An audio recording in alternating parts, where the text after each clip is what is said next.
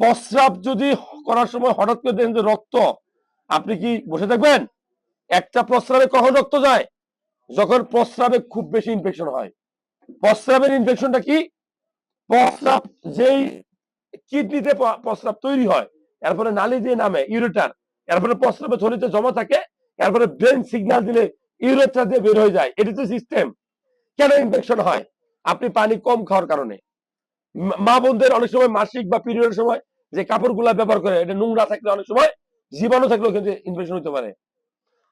আমরা ছেলেরা দ্রুত বিভিন্ন নিউ মার্কেট, বড় বড় মার্কেট, রাস্তার পাশে হাইওয়ে রেস্টুরেন্টের বাথরুমে যে প্রস্রাব করতে যাই, খুব দ্রুত যাই, গাড়ি ছেড়ে দিব।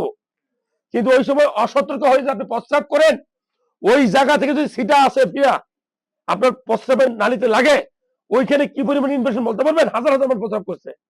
সতর্ক হওয়া উচিত না? সাবধান, ছোট ছোট ভুল কিন্তু সতর্ক হওয়া উচিত না? অ্যালার্ট থাকতো।